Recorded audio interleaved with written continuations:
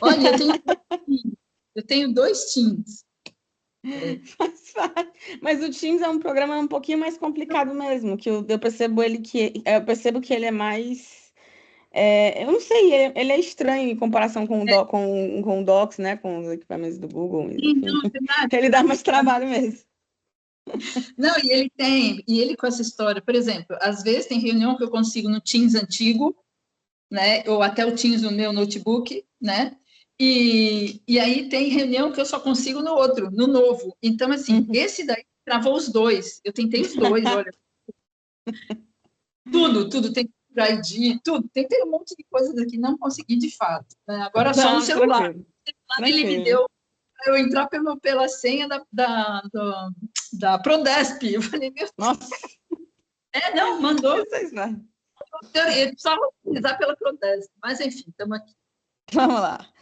Gina, você me dá um pouquinho, uma forma como você quer ser acreditada na matéria, antes da gente começar, só para eu anotar aqui. Você é professora doutora, Sim, minimamente assim, uma linha. sim, professora doutora e pesquisadora, né, científica do IPA, IMPA do e Instituto de Pesquisas MPA, Ambientais da CEMIL, né, e MPA, tá. Instituto de Pesquisas Ambientais, né, da CEMIL, Uhum, e, e eu sou do núcleo de Geociências, Gestão de uhum. Riscos e Monitoramento Ambiental. E a gestão de riscos. E monitoramento ambiental. Isso é importante porque o IFA agora está com um monte de, né, a gente é um instituto novo que juntou instituições, outros institutos de pesquisa, né? Então, é importante Uhum. a informação sobre o núcleo de geociência. Aí, então, Célia, é o seguinte, a gente estava produzindo uma matéria a partir de um estudo feito. Opa, tem uma pessoa aqui tentando entrar. Eu não sei Ah, quem. Denise de Brito, Tamires, eu não sei quem é, então não vou clicar Eu aqui. não sei. Eu vou autorizar, é uma assessora nossa aqui da equipe de comunicação, tá? Ela vai Ah, acompanhar tá a ok. reunião. Tá ok. Então, Regina, bom dia, Denise. Estou começando aqui com a doutora Célia. Então, Célia, essa pesquisa que a gente recebeu foi feita em parceria com a USP e a Unifesp. Eu cheguei até a mandar nos anexos pro pessoal da comunicação, não sei se deu certo mandar para você, mas estou te dando um panorama. Você Conheço chegou o a ver, artigo, né? sim, já tive Pronto. série, eu conheço o artigo também, né? Porque é um artigo Ah, que, perfeito. para Então, mim, a gente queria entender como é que o Estado está se preparando para as medidas de mitigação, né? Porque, assim, é um pouco delicado, porque até falando com os pesquisadores, essas estruturas são úteis sabe, para atividades humanas, né? São portos, assim. O que não pode aumentar ainda mais ou não ampliar de uma forma irresponsável, ser um estudo, mas o que já tem, de fato, já sim, está sendo utilizado e já é útil ali pelas comunidades. Mas o que eles nos chamaram a atenção é para a importância de medidas de mitigação dos impactos e o uso de estratégias, né, baseadas na natureza. Eles até mencionaram algumas, tipo paredões, a gente tentar colocar, não é brudar, mas enfim, aderir lá estruturas que lembrem algas, algo que lembre as estruturas baseadas na natureza, né? E aí eu queria entender com você como é que o Estado tem se preparado para isso. Se você já conhecia o estudo também, né, como você falou, para você também comentar sobre a pesquisa que foi feita, enfim. Vamos tá. lá. Bom, Clara, são várias coisas aí, né? Primeiro, é assim, o tema dessa pesquisa aí, ele envolve o que, né, eles chamaram, né, de endurecimento costeiro, né? Ele envolve um monte de estruturas, na verdade, né? Desde muretas, né? Então, eu estou entendendo, pelo que eu li do trabalho, inclusive, envolve um monte de estruturas antrópicas, né? Na linha de Uhum. costa. Então, a gente está falando da linha de costa oceânica, né? E também eles falam um pouco de manguezal, então a gente também está falando de linha de costa estuarina e lagunar. Então, assim, o que a gente está vendo aí? Então, existe, na verdade, um monte de estruturas, né? Então, desde estruturas que são consideradas estruturas urbanas, vamos dizer assim, né? Até estruturas de proteção, entre aspas, de proteção costeira, tá? Então, essas estruturas de proteção costeira é que a gente tem, assim, que tem vários impactos, né? Porque depende dessas estruturas de proteção, né? Que são ditas, e são obras de engenharia, na verdade, né? Essas tais dessas estruturas. Então, assim, o trabalho, ele envolve tudo isso junto, né? Então, a gente tem que um pouco separar, né? E essa separação, né? Assim, até quanto, e assim eu faço até um alerta nisso, né? Até quanto uma estrutura urbana, né? Ela começa, quando que uma estrutura urbana começa, vamos dizer assim, a virar uma obra de proteção, né? Eu vou dar um exemplo assim bem clássico, né? O quanto na ponta da Praia de Santos, né? Que a gente tem uma erosão aceleradíssima, uma erosão crônica desde pelo menos, né? E eu estudo isso, né? Então a minha especialidade é justamente voltada para erosão costeira, esses riscos costeiros, né? Erosão costeira, inundação costeira, né? Ou seja, aquela inundação provocada por maré, né? Seja ela na linha de costa oceânica, e inundação continental, porque também tem a ver, aquilo que acontece dentro da planície costeira, também tem muito a ver com as marés que entram, né? Que adentram para dentro, né? Do continente, né? Então, essa minha especialidade, eu, assim, monitoro as praias do estado de São Paulo com relação a estes riscos desde 1992. Então, assim, 1992. E aí, em 2002, isso foi por conta da minha tese do doutorado, em 2002, eu fiz o primeiro mapa de risco de erosão costeira do estado de São Paulo e do Brasil, porque não havia até aquela época um mapa de risco de erosão costeira para o Brasil, né, estadual, assim, né, para o Brasil. Então, assim, desde então, eu atualizo esse mapa a cada 5 anos. Então, isso me diz o quê? Isso eu estou vendo, né, o que vem acontecendo com as praias ao longo dessas décadas, né, tá? Então, já aí eu já te dou um instrumento importante, né, que é revisado a cada 5 anos e que a gente vai analisando o comportamento do risco de erosão costeira, né, e vem a reboque a inundação costeira também, né, na orla oceânica, né, a gente vai tendo como que isso vem mudando ao longo do tempo, tá? Então, a cada 5 anos eu faço essa atualização de mapa. Por que isso é importante? Porque as praias mudam, as praias são sistemas altamente dinâmicos, né? E mudam tanto em função da sua dinâmica natural, em função da elevação do nível do mar, porque isso é um outro aspecto importante que a gente tem que colocar nessa coisa, e também dos eventos severos e extremos que estão acontecendo, que são eventos que a gente chama de eventos meteorológicos oceanográficos, né, que estão acontecendo. Exemplo, ressacas do mar, né, marés altas anômalas, tá? E eventos onde a gente tem os dois juntos aí, tá? Então, eu estou falando de onda, onde a gente tem agitação marítima, né? Então, a ressaca o que é? Agitação marítima forte, tá? A maré alta anômala é o quê? É sobreelevação, né, do nível do mar. Isso tudo está associado com ciclones, com a passagem de ciclones, com a influência de ciclones na nossa costa, né? Então, eu estou falando o quê? De uma sobreelevação, o nível do mar se sobreleva, né? Rapidamente, durante essa passagem, durante esses efeitos, tá? E eu estou falando, então, eles podem acontecer individualmente, então a gente tem chamado isso, né, de eventos severos, e eles podem acontecer junto, quando eu tenho agitação marítima forte, muito forte, e muita sobreelevação do nível do mar, é o que eu chamo de evento extremo, tá? Que é o que a gente tem também. Então, a gente tem essas categorias aí. E, para isso tudo está num banco de dados. Então, eu estou te dando um outro instrumento de gestão importante, além do mapa de risco, esse instrumento que é um banco de dados que a gente tem desses eventos, numa série histórica desde 1928, tá? Assim, e isso é bem, né, não só para a Baixada Santista, né, mas como para o litoral sul e para o litoral norte também, né? A gente começou com esse banco de dados trabalhando, né? É um banco de dados que vem muito com notícias de jornal, né? Porque aí a gente tem uma evidência do que aconteceu na costa, naquela notícia, né? Claro, tem toda uma análise feita, né, para você poder identificar o que são esses impactos. Desde 98? Desde 1928. Quando? Desde 1928. Ah, nossa, tá.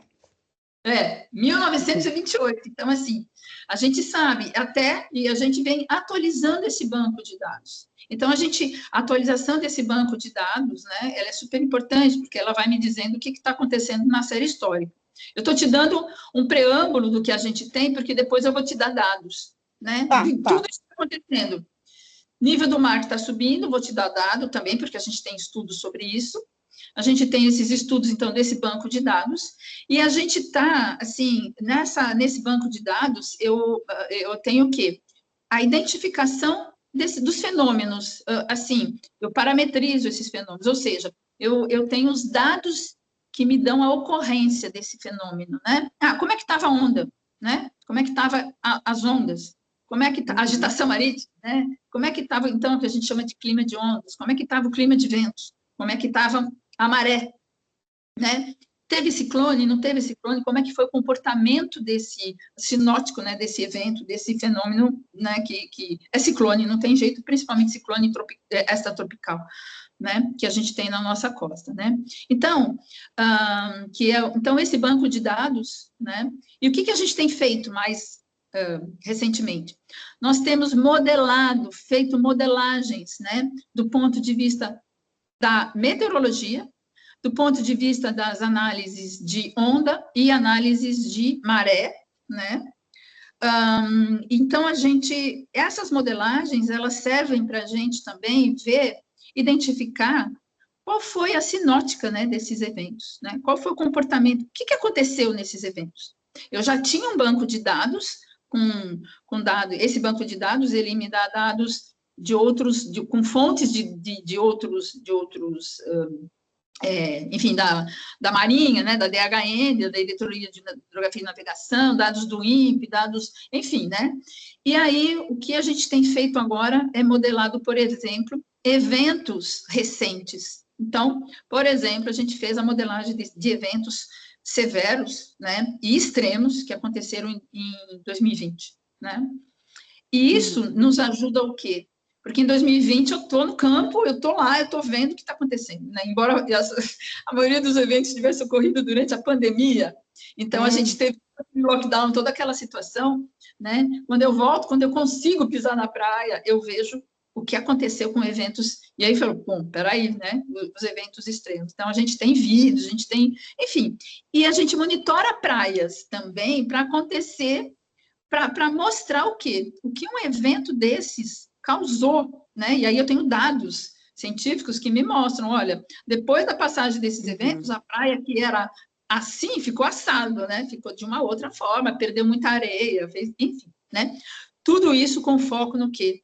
Na erosão costeira, nos impactos que esses eventos têm nas praias, né? Então, estou te dando um outro instrumento que é modelagem de eventos e as situações, identificação das situações de ocorrência desses eventos. Tudo isso é importante, porque se eu não tenho todo esse contexto, né, eu não posso atuar nas medidas de prevenção, nas medidas de mitigação, né, de prevenção de risco de desastres, né, inclusive, e nas medidas de adaptação. Tá? Então, eu estou te dando um cenário, né, que é super importante a gente ter, vamos dizer assim, clareza disso. E outra coisa que a gente estuda também são os impactos dessas obras, né, o impacto de urbanização inadequada, né, na costa, tá? E quando eu falo assim, urbanização inadequada, me vem muito na cabeça a situação da Ilhabela, muito, assim, porque a Ilhabela, principalmente a parte do canal, né? A parte da Ilhabela voltada para o canal é um recorte assim absurdo de urbanização em cima do canal, em cima da praia, em cima que tinha praia, que não tinha, em cima do canal, e com muita, não só urbanização, né? E assim, eu coloco isso, mas isso existe em várias partes do litoral, tá? De São Paulo. Mas a Ilhabela, ela me vem como um ícone nisso, né? De preocupação, inclusive, com elementos de urbanização, né, atingindo indo para a água, vamos dizer assim, né? Tá? Uhum. Atingindo a água. E o mar, né? Vamos dizer assim, ali o canal, tá? E do outro lado, que é São Sebastião, também é a mesma coisa. A gente também tem vários elementos de urbanização atingindo a área, inclusive várias partes que foram, inclusive para a construção de porto, tal, essa coisa toda que foram, vamos dizer assim, que, na verdade, foram aterradas mesmo, né? Tá? Para você poder, inclusive Santos também, Porto de Santos, a gente tem muito disso acontecendo, esse histórico, né? Então, eu vou para um outro instrumento, que é analisar o que aconteceu com essa linha de costa ao longo do tempo. E aí a gente faz isso também, análise histórica do comportamento da praia, das praias e da linha de costa ao longo do tempo, pelo menos com datum desde 1962. Por que 1962? Porque eu tenho fotografias aéreas de todo o estado de São Paulo. Né? Então, toda a linha de costa. Então, é um datum importante, né? Para trás é bem pouquinha coisa que a gente tem, pessoalmente, em Santos, mas 1962 é um marco histórico para a gente, para fazer essa análise. Então, veja, é um outro instrumento que a gente usa para analisar o comportamento histórico. E com esse comportamento histórico, Clara, eu consigo ter o que foi as taxas de erosão, taxas históricas de erosão das praias e de pedaços da praia, né? Porque eu tenho praia que tem um trecho que está com muita erosão e tenho praia que a praia toda está em muita erosão, está com essa erosão crônica, e eu trabalho com erosão crônica, né? E tem trechos da praia que e tem praias que tem trecho muito ruim e trecho bom. E tudo isso está no nosso mapa de risco, porque o estudo desse risco a gente faz por transectos ao longo da praia. Então, eu vou definindo vários transectos desde 1992, que isso começou com a minha tese, como eu falei, com a minha tese de doutorado, e foi indo, né? Até eu construir, elaborar um mapa de risco em 2002 e vim com esse mapa. E aí eu vou incorporando praias novas, ou às vezes a gente até vai adensando os perfis, que a gente chama de transectos, ou perfis de monitoramento, a gente vai adensando para poder, conforme você vai olhando e vai vendo que a praia está piorando, né? Tá? Então, tem toda essa questão natural da praia e tem a questão antrópica da praia, né? Que ela também vai mudando. Eu te falei agora há pouco que a gente tem que ir estudando isso ao longo do tempo, porque uma praia vai mudando não só por fatores naturais, tá? Mas ela vai mudando também e muito por fatores antrópicos. E a gente chega ao começo da conversa, certo? Sim. Né? Opa, agora, eu estava com uma dúvida aqui. Opa, pode falar. Desculpa, pode falar. Pode Não, falar.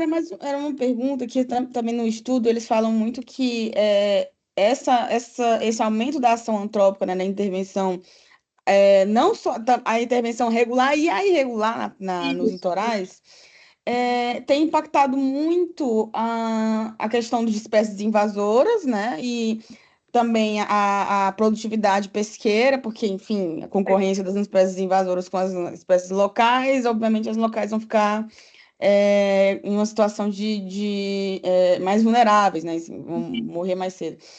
E ela também falou que impacta no turismo também. Você pode comentar sobre isso, assim, se o Estado já tem alguma noção do quanto que esse impacto foi, né? Já tem uma medição desse impacto pesqueiro e turístico por conta desse acinzentamento das praias paulistas? Então, tem vários impactos. Além desses, tem vários impactos, né? A gente tem uma linha, vamos dizer assim, tem uma cadeia de impactos, né? A questão de impacto pesqueiro, isso acho que seria interessante conversar com o pessoal do Instituto de Pesca, né? Tá? Porque, assim, eles têm muitos estudos sobre isso, né? No litoral paulista, no litoral sul de São Paulo, na Baixada Santista, no litoral norte, né? E, então, é melhor você conversar com o pessoal do Instituto de Pesca, é uma sugestão que eu te dou, porque a gente tem, eu sei que eles têm vários estudos, eu não vou entrar nisso, né? Embora eu saiba que tem impacto, né? Mas tem impacto também, a própria erosão da praia, ou a própria elevação do nível do mar também tem impacto nisso, né? E a própria influência o próprio impacto de eventos extremos, aí, eventos severos, aí, né? Eventos meteorológicos severos, também tem impacto nisso, né? Porque vai atuar não só nas praias, como nos costões rochosos, nas estruturas náuticas, nas estruturas de maricultura também, né? Então, tudo isso vai impactar nisso também. Mas eu prefiro, eu acho que é importante você, assim, conversar com esse pessoal. Depois eu posso até te dar alguns contatos, tal, que é um pessoal que tem trabalhado muito nisso, e eles têm mais propriedade para falar nisso, né? Com relação ao turismo, isso também é um aspecto importante. Imagine uma praia que começa a sumir, que é um dos impactos da erosão costeira crônica. A praia começa a sumir. A praia começa a sumir e ela começa a ser artificializada, que é o tal do, às vezes, irregular e às vezes não irregular, certo? Porque artificialização da linha de costa com obras de proteção costeira, obras rígidas, vamos dizer assim, né, de proteção costeira, ela ocorre. Muitos casos sem qualquer relatório de impacto ambiental, sem qualquer, isso, né, tá? Por exemplo, um enrocamento. O que é um enrocamento? É a colocação de um muro, um deparo de pedra. Um enrocamento, né? Essa é a primeira medida que a maioria das prefeituras usa. Sem qualquer, erodiu a praia, pronto, então já vai lá.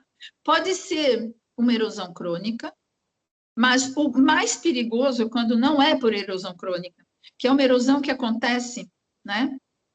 No caso, quando a gente tem um evento severo desses, um evento extremo, né? Que vai lá e derruba, por exemplo, muro de praia, derruba mureta de praia, derruba casa, enfim. A primeira medida é colocar pedra, que é o pior, é um dos piores, nas piores obras ditas de proteção costeira, porque ela não protege, né? Ela está protegendo quem? Ela pode proteger durante um tempo, tá? Pouco tempo.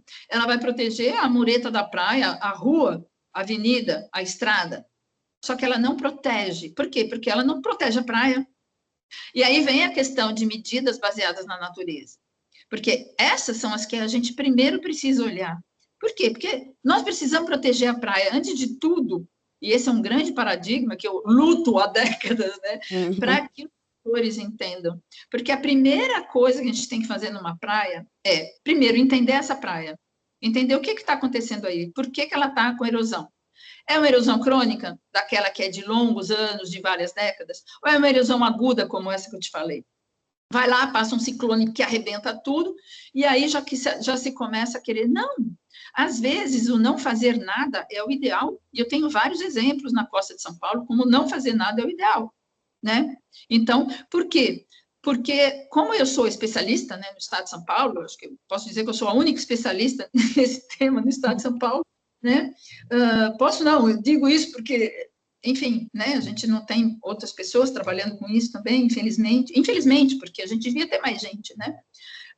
Mas, enfim, eu sou muito procurada, tanto pelas prefeituras, quanto Ministério Público, enfim, né, pelo Estado, para tentar resolver essas questões. E a gente vê, e aí vem um outro, vamos dizer assim, um outro trabalho que a gente faz o tempo todo, né, que é auxiliar as prefeituras e tentar falar para as prefeituras, e Defesa Civil, principalmente, a gente está sempre junto com a Defesa Civil, né, de tentar estar trabalhando, olha, qual é o melhor cenário, o que a gente tem que fazer aqui? Olha, já fui procurada, e eu falei, olha, essa erosão é aguda, espera, a praia vai se recuperar. A praia não estava assim. Isso já aconteceu várias vezes. E a praia recuperou ali, né? Então, assim, a gente deve dizer, olha, essa erosão é crônica, e não é por aí, não é botando enrocamento, não é botando pedra, ou botando mole, ou botando um espigão, na verdade, que você vai resolver o problema da praia, né? E a gente tem vários exemplos, né? Ao longo de todo o litoral de São Paulo, que mostram para a gente que essa obra, ela acaba se expandindo lateralmente e ela vai erodindo tudo que está em volta. E essa erosão, eu vou te dar um exemplo. Massaguaçu, que para mim é o ícone também, em termos de obras inadequadas de linha de costa, né? Massaguaçu começa com erosão. Estudei muito em Massaguaçu desde o mestrado lá, e, enfim, doutorado passei por lá, porque no doutorado eu trabalhei com todas as praias de São Paulo, né? Maiores do que 500 metros de de extensão.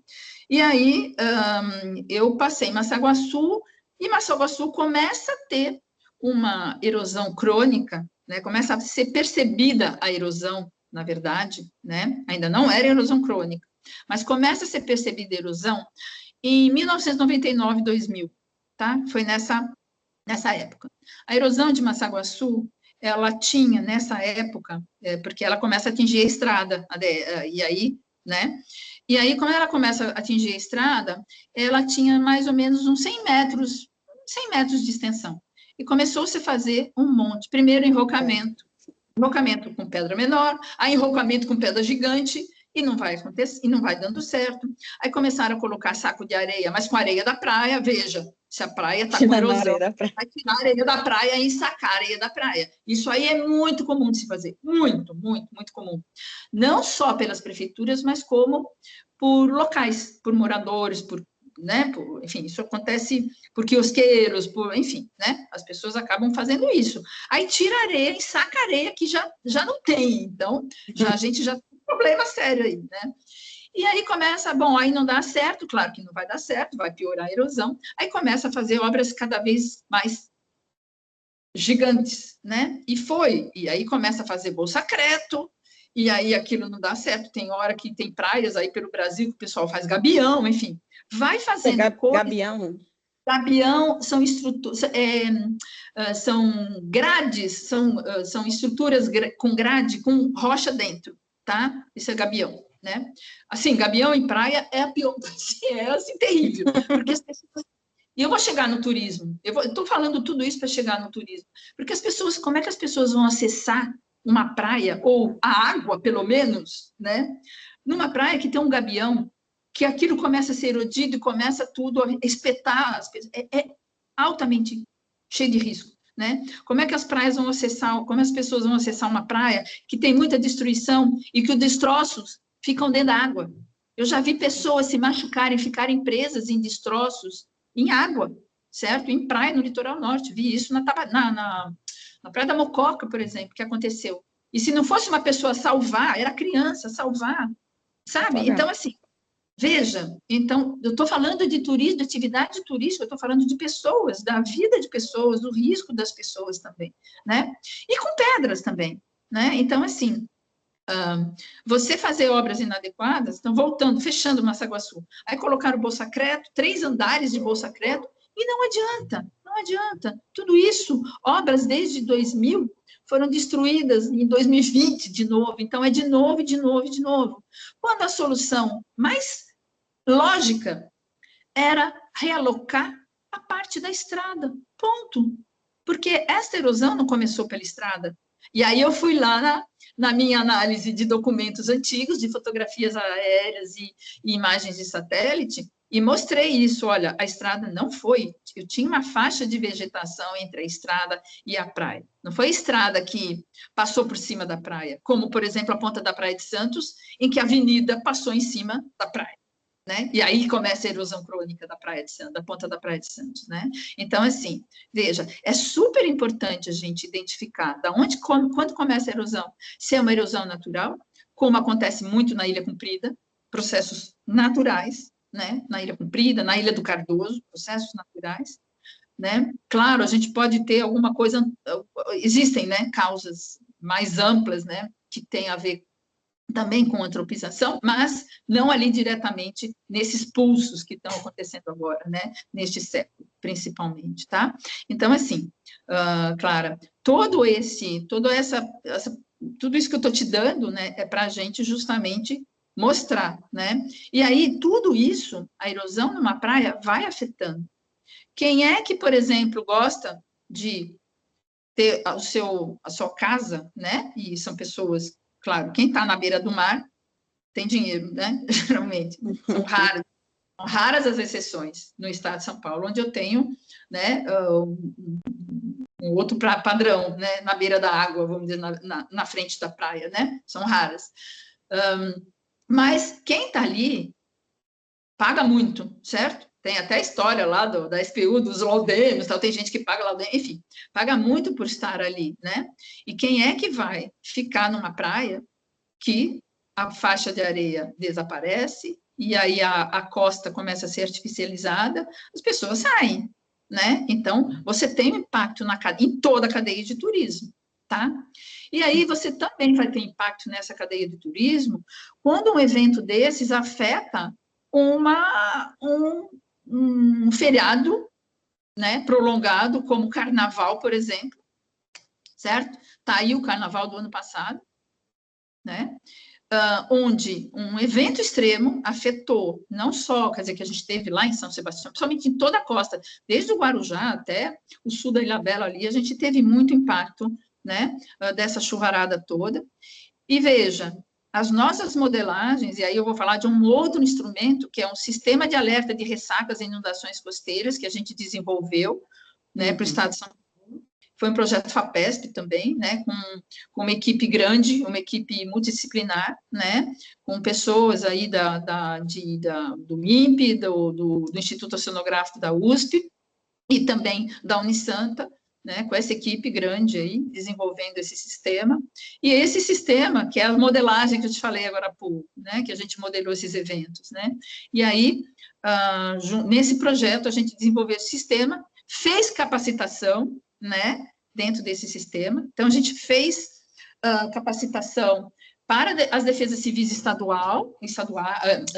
municipais, né, para a defesa civil estadual era a nossa parceira, e as defesas civis municipais, a gente fez trabalho de capacitação em campo, né, e na plataforma. Já vou te falar sobre essa plataforma, né, sobre esse sistema de alerta, que a gente apelidou de SARIC, né, SA, escreve, pronto, SA, sapo, A, né, R de rato, I, C. A gente apelidou de SARIC, né, isso tudo está disponível para as defesas civis municipais, né, e já vou contar um pouquinho também sobre essa plataforma, né, e o mapa de risco está lá dentro dessa plataforma. Então, a gente fez uma capacitação para as defesas civis de todos os municípios, a gente foi em cada município, visitamos as praias de cada município, algumas praias que eles sugeriram, inclusive, né, que a gente falou, sugiram a praia que vocês querem ir, outras, né, a gente sugeriu. Então, a gente fez em cada município, e nós tínhamos também gestores, né, municipais, né, e algumas pessoas da sociedade civil também nessas capacitações, que a gente tem feito capacitação.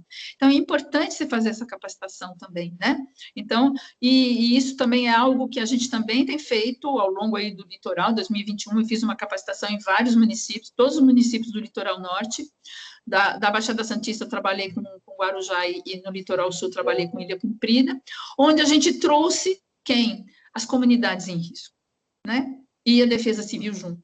Então, assim, as capacitações, que são capacitações de percepção do risco, percepção da erosão costeira, percepção da inundação costeira, percepção das mudanças que as praias, né, que as praias têm sofrido ao longo do tempo. Então, eu trago para eles elementos para eles olharem. E, claro, a gente escuta quem mora na praia também. Isso é super importante. Quem trabalha na praia. Por quê? De novo, a questão de turismo. E a gente escuta também os turistas, porque a gente também faz vários questionários aí. Então, a gente está escutando todo o setor, né? De quem trabalha na praia, de quem ganha dinheiro com turismo na praia, né? Quiosqueiros, barraqueiros, né? De quem mora, quem está em risco também, são comunidade que tem as suas propriedades, né? E de quem vai na praia e está ali simplesmente na sua veraneando, né? Está fazendo ali o seu feriado, né? De carnaval. Tá? Então, esse é uma outra forma da gente estar trabalhando junto. Então, veja, eu estou pegando tudo que a gente faz, né? E eu estou em cima de tudo isso, né? Bom, então, esse outro instrumento, né, que é o sistema de alerta de ressacas, né? Está sendo usado, depois eu te mando o link, né? E aí eu tenho duas coisas importantes ali, porque eu estou atrelando a erosão das praias, então a Defesa Civil, ela tem condição de pegar cada praia no seu município, né? Olhar o sistema de alerta, porque o sistema de alerta é por praia. Isso é único no mundo, não é único só no Brasil, no estado de São Paulo, é único no mundo. A gente não tem nenhum sistema de alerta que vai em nível de praia. Então, eu tenho lá todas as praias linkadas lá, então ela tem lá os estados, né, que são os estados de observação, atenção e alerta, né? Então, a pessoa tem condição de olhar lá, clicar lá num layer, né? Quer dizer, ela já vai ver a previsão, né? O que está acontecendo, o que vai acontecer para os próximos. São 4 dias de previsão, então a gente trabalha com uma previsão bem e muito alinhada, né? Quer dizer, tudo isso são modelos globais que a gente traz e vem acomodando eles para chegar no nível de praia. E aí a Defesa Civil olha lá o mapa de risco de erosão também, olha a parte de risco, e ela vai ver dentro dessa praia, porque eu tenho lá indicadores de erosão, eu fiz essa capacitação com eles, né, para que eles tenham pertencimento a isso, e eles podem mesmo controlar essa erosão, fazer o monitoramento dessa erosão também, né, porque eu não vou estar aqui para sempre, assim, uma hora eu vou me aposentar, né, então, é um legado, né, que a gente deixa, e a gente tem que fazer isso. Então, assim, essa capacitação é importante para que eles possam também, e gestores públicos possam entender um pouquinho mais dessa erosão. Porque a gente que é especialista, claro, eu olho para a praia, eu sei a condição dela, eu sei o estado que ela está, mas as pessoas não sabem, né? E as pessoas têm que começar a perceber quais são os sinais disso, né? Que eu uso indicadores, né? Quais são os sinais dessa erosão crônica, né? Quando uma praia começa a ter erosão crônica. Então, com isto em mãos, a gente já sabe que num evento severo, por exemplo, de ressaca, como aconteceu agora, 2 semanas atrás, num evento severo de inundação costeira, ou num evento extremo, onde a gente tem as duas coisas muito fortes, eles têm condição de dizer, bom, nesse lugar da praia, é aquele lugar que eu vou ter que tomar medida, né, certo? Na praia que está com mais erosão, porque a água vai inundar a urbanização, ela não vai só erodir a praia ou as estruturas, ela vai arrancar a areia da praia, ela vai erodir as estruturas que estão em cima da praia, tá? Ou, se a gente tem muita elevação de maré, ela vai entrar e vai inundar a orla do oceano, né? Então, a gente tem, e o Estado, né? Tudo isso, na verdade, esse plano, esse sistema de alerta que a gente desenvolveu, né, com essa equipe que eu te falei, esse sistema de alerta, ele vem atender o plano preventivo de defesa civil, existe um plano preventivo de defesa civil para ressacas, inundação costeira e inundação continental, que a gente ajudou a escrever em 2016, né? E dentro deste plano, existe um instrumento que são os planos de contingência, né, municipais. Então, o sistema, ele atende, né, a elaboração desses planos de contingência. Ou seja, praias que estão em risco alto e muito alto de erosão, são aquelas onde a gente vai ter que fazer medidas de adaptação, medidas de mitigação, né? Bom, este mapa, ele também está no plano de manejo das APAs marinhas, tá? Do Estado de São Paulo, ele entrou no plano de manejo das APAs marinhas, que o plano de manejo, ele foi publicado da APA Marinha do Litoral Sul, do Litoral Centro e do Litoral Norte, foi publicado em 2018, 2019, tá? Ele está integrado também, ele vem sendo integrado ao Plano Estadual de Gerenciamento Costeiro, né? Eu tenho participado também disso, desde a década de 90 a gente está participando disso, mas ele está sendo integrado a isso, tá? E tudo isso, né? Claro, o Plano Preventivo de Defesa Civil, ele está lá, ele é um instrumento, o mapa de risco, ele é um dos instrumentos do Plano Preventivo de Defesa Civil, né?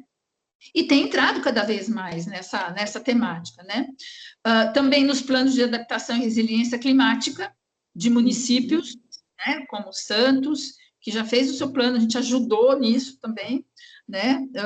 Com essa mesma equipe, a gente ajudou, inclusive, a começar o plano de adaptação e resiliência climática, foi graças a estudos que a gente fez, né, em Santos, que o município começou a trabalhar com isso, né? O plano de adaptação de Ubatuba também, que saiu agora em 2022, né? Esse plano de adaptação e resiliência climática de Ubatuba também, eles usaram o nosso mapa de risco também, e o plano de adaptação que está sendo construído, né? E resiliência para a Baixada Santista, né? Que a gente tem sempre discutido essas questões de erosão costeira e elevação do nível do mar, tá? E eventos extremos, né? Também estamos trabalhando no plano estadual de adaptação e resiliência climática, do plano estadual, que é o PEARC, tá? Que a gente também está junto com isso tudo, né? Tá? Assim, isso tudo que a gente está fazendo, né? E aí eu posso te dar alguns dados importantes, que eu acho que são dados interessantes aí para a matéria, com relação à questão de como é que está o cenário de elevação do nível do mar do estado de São Paulo, como é que estão essas taxas, né? Como é que está, o que está acontecendo com esses eventos extremos e severos? O que está acontecendo com eles nessa série histórica desde 1928, tá? O que está acontecendo com o risco de erosão costeira? Então, eu vou te dar alguns dados agora que eu acho que, para selar essa nossa conversa aí, né? Você, né? A gente é cientista, a gente tem que trabalhar com dados, não é achismo, né?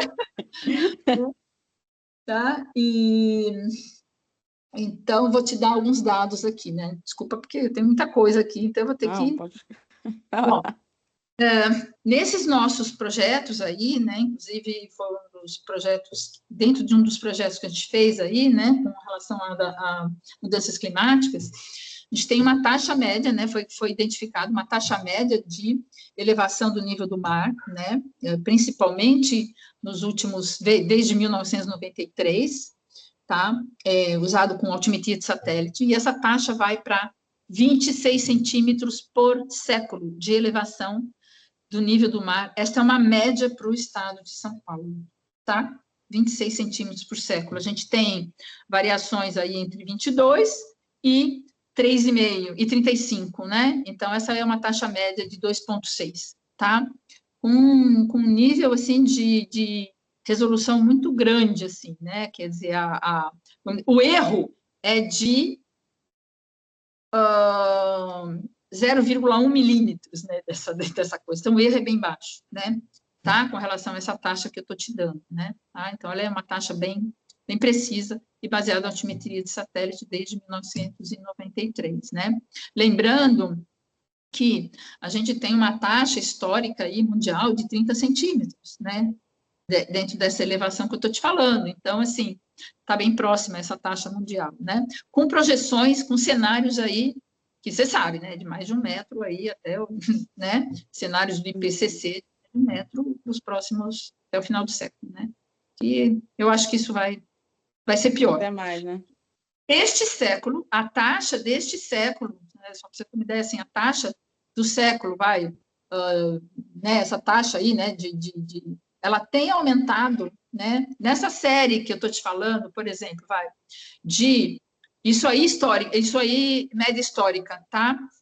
Então, eu estou falando em 32 milímetros, 32 centímetros aí por ano, isso do relatório do IPCC, entre 1993 e 2015, tá? E de 36 centímetros entre 2005 e 2015. Ou seja, é a taxa que a gente está tendo, né? Então, assim, nas últimas 2 décadas, né? Ou 3 décadas, a gente está tendo uma aceleração da elevação do nível do mar. Isso antes, né, entre 1901 e 1990, por exemplo, era de 14 milímetros, essa taxa média de elevação do nível do mar. Isso é dado do IPCC, do relatório do IPCC. Tá? Esses 26 centímetros, sei lá, impactariam como a faixa litorânea paulista? Tipo assim, algumas cidades iam sumir, sabe? Assim, o que é importante, Clara, a gente está falando numa elevação por século, tá? Então, que seria aí, né, desses, 0,26 metros, né, por século, ou seja, 26 centímetros por século, tá? Isso é uma elevação lenta, tá? Que ela vai lenta, né? É assim, existem estudos que mostram que uma elevação, de 10 centímetros pode impactar, porque depende da praia, depende da declividade da praia, depende de um monte de coisa, tá?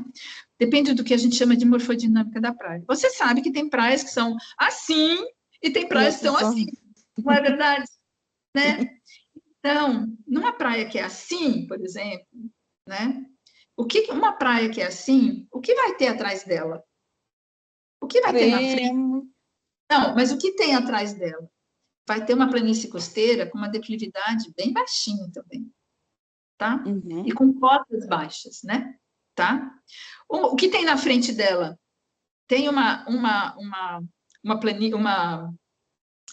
plataforma continental rasa também, mas que faz com que, vamos dizer assim, as ondas, elas sejam dissipadas antes de chegar nessa praia, tá?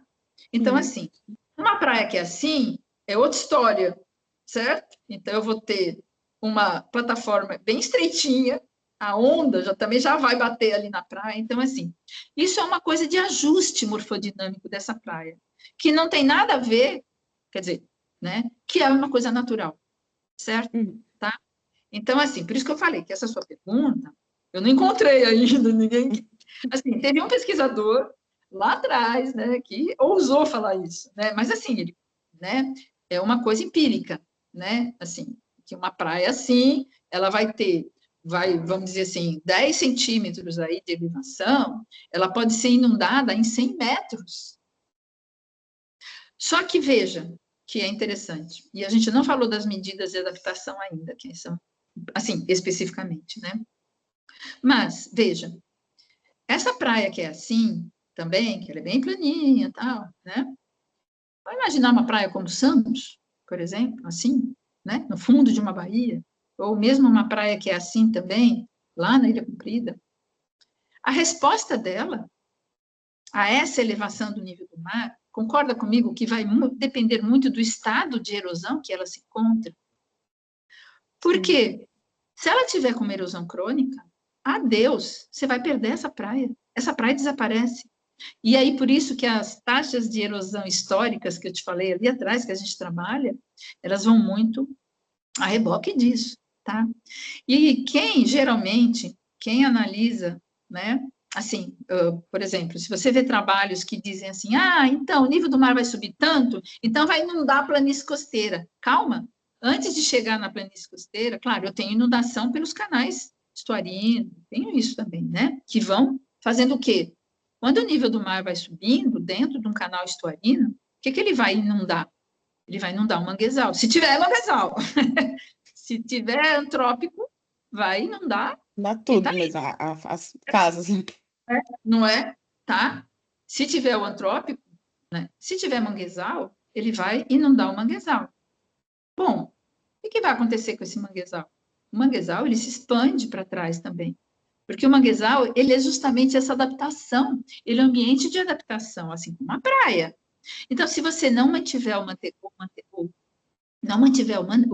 manguezal ali, que está ali, se você começar a aterrar manguezal e destruir manguezal, o que vai acontecer? Isso que a gente já sabe, né? Tá? Bom, é inundar porto, é inundar cidade, é isso que acontece. Vai erodir. Aí você tem que levantar muros cada vez mais altos lá para dentro, certo? Ou começar a fazer barreiras lá fora, né? Canal, enfim, comporta. É isso que acaba acontecendo. Bom, lá na praia é a mesma coisa. A praia, a faixa de areia de praia, o sistema praia-duna, a gente tem que incluir as dunas, porque em São Paulo tem duna? Existe, eu não sou daqui, então... Se tem. E é isso que é importante, eu vou falar daqui a pouquinho.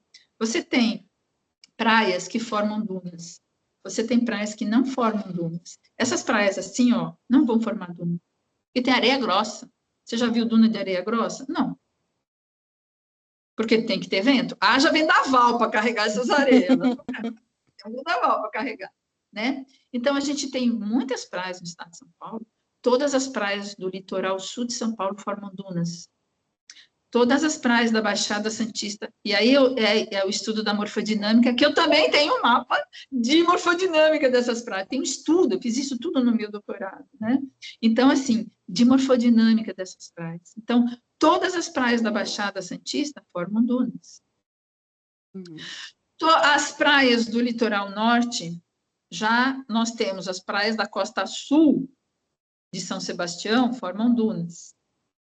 Praias da Ilhabela, só do lado do mar, que forma duna. Castelhanos, por exemplo, as praias ali, né, em volta, né? As praias do litoral norte, a gente já começa a ter uma mistura. Tem praias que formam dunas, ou deveriam formar dunas, né? Que são essas de areia mais fina, né? ou praias, por exemplo, de muita dinâmica, como Maresias, tal. Quem tem praia de areia fina, muito fina, até média, forma duna, né? Praia de areia grossa, muito grossa, não vai formar duna. Então, veja, Massaguaçu não forma duna, tá? Então, é uma praia tipicamente, que a gente chama de refletiva, tá? De alta energia, que não vai formar duna. Mas ela pode ter ali, ela tem, na verdade, atrás dela, ela pode ser feita uma proteção atrás dela, né? Então, vamos entrar na questão do sistema praia-duna. Se eu não proteger o sistema praia-duna, a praia já era, tá? A praia vai com o tempo, com tudo isso que eu estou te falando. Os aumentos que eu vou te dar aqui, já só de aumento do nível do mar, você pode projetar, né? Que tem praia que vai sumir, né? E já tem praias que estão sumindo no estado de São Paulo, né? Tá? Várias praias do estado de São Paulo estão sumindo, ou pedaços de praia que estão sumindo por causa disso. Porque se você tiver... Então, vamos para o nível do mar. O que acontece? Eu tenho uns slides que mostram isso bem bonitinho, né? O que acontece quando o nível do mar sobe? Uma praia. Lento, esse nível do mar lento aí, né? Vamos falar do lento. Então, a praia vai fazer o quê? Primeiro, o mar vai subindo, então ele vai tirando areia da parte emersa da praia e vai levando para a parte submersa da praia. Tá? Vai fazendo isso. E é bem lento esse processo. Tá? Então, só vamos pensar nesse nível do mar que está subindo lentamente. Esse causado pelo aquecimento global, tá? Dessa taxa que eu te falei. Então, ele vai tirando a areia da praia e vai jogando lá para baixo, lá para o fundo. Vai ficando lá. Muito bem, para a parte submersa da praia. Parte dessa areia, ela vai embora. Quando você tem eventos fortes, ela pode ir embora, tá? Dependendo de onde a gente está, ela vai alimentar uma praia vizinha. Né? Ela vai passar para a praia corrente também, né? Exatamente, por conta das correntes, né? Tá? Que a gente também estuda essas correntes de deriva litorânea, a gente também estuda isso. No meu doutorado eu estudei essa dinâmica também. Bom, mas e o que acontece quando a gente tem uma maré alta anômala, que é aquela que eu te falei, que é um evento de elevaçãozinha do nível do mar de curto período, né? Bom, a gente sabe que o nível do mar, ele sobe e desce o tempo todo, né? Quando a gente está na pré-mar, na baixa-mar, né?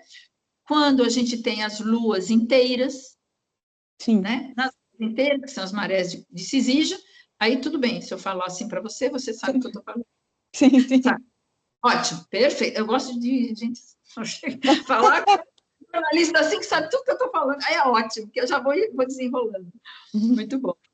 Então, se eu tenho uma maré de Cisígia que já tem uma... Mas isso é normal, é do ciclo da maré, do ciclo por conta da força gravitacional, isso é tudo natural.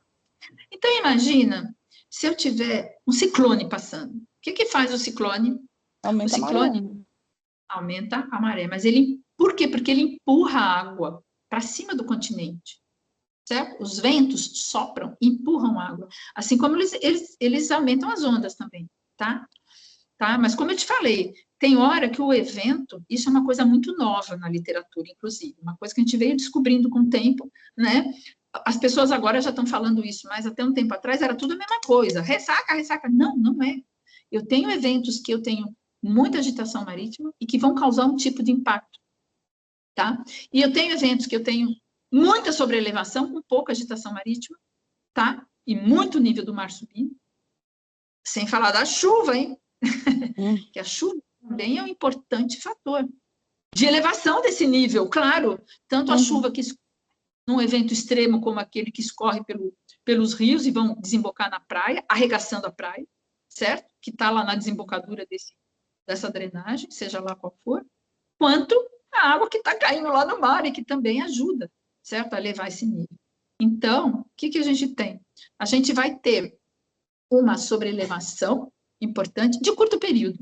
E o que acontece? É a mesma coisa do longo período. Vai tirar também a ressaca, tudo isso tira muita areia e leva para baixo. Essa areia, ela pode ficar estocada na parte submersa do perfil de praia, porque a praia, ela não é só a parte que a gente enxerga, ela vai para dentro. Às vezes, até 8, 10, 15 metros de profundidade, eu tenho a praia, certo? É o resto da praia. Então, veja, Essa dinâmica que eu estou falando, ela é muito importante. Qualquer intervenção que você fizer numa praia, que coloque uma obra, que coloque alguma coisa que mude essa dinâmica entre o perfil submerso e o perfil emerso. E a duna, coisa boa não vai acontecer, certo? Então, o que acontece? A mesma coisa, tira. Mas acontece um outro fenômeno. Toda hora, quando a maré sobe, quando tem ressaca, tal, o que acontece? A praia fica curta, né? Se a praia fica curta, o que está acontecendo ali? O perfil da praia, que antes, né, no tempo bom, tem, teoricamente, a praia está boa, né? Tem uma parte seca e uma parte úmida, né? Certo? Aquela parte que ela fica subindo e descendo, tem uma parte seca e uma parte úmida. Essa parte seca, ela vai ser reduzida quando essa maré está subindo aí, né? Então, ela ser reduzida significa o quê? Que ela vai ter mais parte úmida do que parte seca. E, às vezes, esse mar vai para cima do muro, encosta no muro, encosta na vegetação, se tiver vegetação de restinga, né? Encosta na duna, né? Se tiver duna. E vai lá fazer o quê? E vai lá para cima, enfim. Então, significa o quê? Que, tanto de longo período quanto de curto período, essa é a tendência. O perfil se desloca para cima do continente. Todo o perfil da praia vai se deslocar. Tá? Por quê? Porque está tudo empurrado. No longo período, no nível do mar de longo período, esse deslocamento do perfil é lento, né? E durante um evento severo aí, esse deslocamento é rápido e depois ele volta. Só que deixa estrago, né?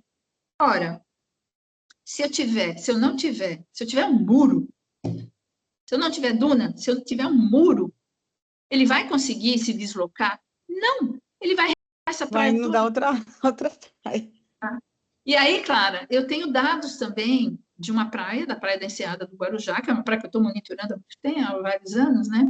E eu tenho dados do que aconteceu com esses eventos todos que aconteceram, por exemplo, em 2020, num local da praia, num perfil de praia vizinho, dois perfis vizinhos, dois perfis próximos. A gente conseguiu, por uma demanda nossa, por uma solicitação nossa, fazer com que a prefeitura parasse de tirar a areia da duna, a duna se recompôs, tá? E num outro perfil onde a duna não se recompôs. Teve uma acumulação na praia, mas a duna não conseguiu se recompor, por questões antrópicas, né? Assim, tá? Então, o que aconteceu? Até da urbanização, né? A duna, tudo bem, tinha um transporte ali, tá, um empilhamento, mas não tinha uma duna formada, né? Na praia. Então, assim, estou falando de duas situações. Essas duas no Guarujá, essas duas praias no Guarujá. Nada do Guarujá, né? Então, são perfis que eu monitoro sempre. E aí eu fiz lá o meu monitoramento, né? Tive problema da pandemia, então não consegui. Mas, assim, eu tinha o quê? Uma resposta dessa praia a vários eventos que aconteceram entre fevereiro e agosto. Em fevereiro e agosto, tá? De 2020, que foram vários eventos severos. Eu tive ressaca, eu tive maré alta e eu tive 2 eventos extremos com muita onda muito forte, sobre elevação muito alta, que aconteceram seguidos, com pico nos dias 4 e dia 8 de abril daquele ano. Foi muito intenso. Mal essa praia não conseguiu se recuperar, nenhuma das praias do estado de São Paulo ainda conseguiram se recuperar desse evento extremo. Tá? Ainda estão sofrendo desses 2 eventos, principalmente esses 2 eventos extremos que aconteceram em abril, tá? De 2020. Isso eu posso dizer porque eu conheço todas as praias do estado de São Paulo, né? E elas não conseguem. Mesmo praias onde a gente não tem intervenção trópica, tá? Que é muito sério. Bom, o que aconteceu, entre fevereiro, antes do primeiro evento, e agosto, depois do último evento que aconteceu em 2020. O que aconteceu nessa praia, nesse perfil de praia, que não tinha duna, e no perfil de praia vizinho que tinha duna? Foi fantástico. Nesse perfil sem duna, a praia teve uma erosão, uma perda eu estou falando em 1 metro linear, fazendo um cálculo de 1 metro linear entre a paredão lá a mureta da praia, tá? E a água. Ela perdeu, nesse tempo todo, 12 caminhões de areia. areia que transportam 5 metros cúbicos. Nossa conta, tá? Certo? Eu tenho essa conta aqui, tá? Ela perdeu 12 caminhões de areia. De caminhão-truck que transporta 12 metros cúbicos de areia. É uma média desses caminhões de areia. No perfil onde a gente tem a duna, e olha a importância da duna como estoque de sedimento nesses eventos, né? Foram só 4 caminhões, tá? E o que aconteceu? A duna recuou, porque ela estava bem ampla. A duna recuou, realmente ela recuou bastante. Mas o que aconteceu? Ela forneceu areia e essa areia foi espalhada ao longo do perfil emerso da praia. Então, o que aconteceu? Praticamente o perfil continuou igual. O balanço sedimentar foi pouco negativo, né? O perfil da praia se reacomodou, ela reacomodou. Naquele outro perfil, e olha, eu estou saindo de uma praia onde você saía da mureta, você estava na mureta, em cima da calçada, e você pisava na areia. A areia estava encostando na mureta, tá? E ela sofreu, ela virou, né? Ela, entre a areia que estava encostando na mureta e agosto, enfim, fevereiro, final de fevereiro, e agosto, e final de agosto, essa mureta foi descoberta, ela ficou com mais ou menos 1,80 de altura. Nossa, eu tenho provas disso, eu tenho fotos que mostram isso, né? Do mesmo lugar. Ela perdeu 1,80 m de areia ali. Ou seja, eu te falei, ela perdeu 12 caminhões de areia. A outra perdeu. E o perfil saiu, o perfil era assim e ficou assim. Certo? O perfil da praia era assim e ficou assim. Você está me enxergando aqui, né? Ficou assim. Tá? Ou seja... essas duas praias, só para a gente dar ainda mais detalhes. Tipo, a praia que perdeu mais... Eu dou um mapa, eu mando esse mapa, mando o gráfico disso, eu tenho tudo isso em slides de apresentações que eu fiz. Aliás, eu posso até te mandar uma apresentação que eu fiz recentemente, uma palestra que eu fiz recente, tá? Ela está até disponível já online. Você tem meu e-mail, né? Você tem meu e-mail, né? Eu não tenho seu e-mail. Eu vou colocar aqui no chat, peraí. Opa, deixa eu botar aqui no chat. Eu acho que ele está lá, peraí, calma aí. Ele está sim. Eu tenho sim, de qualquer forma. Porque é que tá ruim aqui para eu entrar no site. E qualquer coisa, Célia, a gente pode fazer a ponte também. Você pode enviar o material para nós e nós enviamos para ela. Não, mas eu acho que ela está no link da reunião. Não, esse meu aqui é pessoal, eu não consegui entrar com o e-mail do Estadão. Eu botei aqui no chat o e-mail, qualquer coisa, aqui no chat mesmo do Teams, eu botei. Ah, beleza, tá? Depois elas me mandam. As meninas ajudam. O celular tá ruim, se eu tivesse aqui no computador, estava fácil. Bom, vamos continuar, eu só vou te passar uns dados que eu acho que é importante que eu estava te falando. O que aconteceu com aqueles eventos? O meu banco de dados. O que meu banco de dados mostra para mim aí? O que aconteceu para, né, Baixada Santista e Litoral Sul, isso eu posso te dizer, porque são todos eventos que passa pela Baixada Santista, que chega na Baixada Santista, passou pelo Litoral Sul, arregaçando, tá? Então, o problema é que, na verdade, assim, como é que a gente fez esse banco de dados? Um método hemerográfico. Eu usei notícias de jornal, porque eu não estava lá em 1928, né? Mas, graças a Deus, a Tribuna lá, os jornais locais, somente a Tribuna, né? Porque era o único jornal disponível, né? Então, eu comecei por aí, mas lendo criticamente essas notícias, vendo, é legal porque você vai vendo o palavreado, o que as pessoas usam, mas pelos eventos eu consigo identificar o que foi maré alta, o que foi ressaca, e foto, muita foto, né? Isso aqui com certeza foi isso, aquilo foi aquilo, né? Então, eu tenho esse método hemerográfico, comecei com esse método hemerográfico, e a partir aí, principalmente nas últimas 2 décadas, é que a gente começa a ter mídia social, principalmente a partir da década passada, com mídia social, e assim, claro, todo o eletrônico, o jornal eletrônico, começou a haver muita coisa, então a gente consegue resgatar isso também, muito vídeo começa a aparecer também, então isso é muito bom. Então, eu tenho também usado isso, né? Mas com muita... vamos dizer, bastante cuidado, claro, né, nesses dados. Mas o que mostram esses dados? Então, por exemplo, né, o que mudou, né, e eu vou te dar um dado deste século, comparando com o século passado, tá? Então, desde 1928 até esse banco ele está atualizado. Esse dado que eu vou te dar é até 2021, mas a gente está atualizando, não tivemos ainda tempo, enfim, né? Muita coisa para fazer. Eu tive muito ocupada, né? Com tudo isso que eu estava fazendo. Enfim, mas a frequência anual, né? Aumentou barbaramente. Então, assim, catalogados 279 eventos, entre severos, que é aquilo que eu te falei, né, o que é o severo e o que é o extremo, né? Então, eu tenho, desses 279 eventos, eu tenho 138 ressacas, tá? 141 marés altas anômalas. E dentro delas, os conjugados, que foram 63, certo? Desse pacote, 63 deles foram conjugados, né? Então, o que acontece com a frequência anual? 67% desses eventos, para esse século, tá? Só para esses 21 anos aí desse século. Ou seja, eu tenho 2 décadas comparado com outras tantas décadas, 4 décadas, que nada, 1928, 6 décadas atrás, né? Tá? Então, eu tenho 67% de todos esses 279 eventos aconteceram neste século. O que aumentou, né? As ressacas aumentaram, frequência anual, eu estou falando, em 13,6, quase 14 vezes as ressacas. As marés altas anômalas aumentaram quase 4 vezes por ano, hein? Isso é um dado por ano, de número por ano. E os conjugados, 10 vezes e meia, tá? Por ano.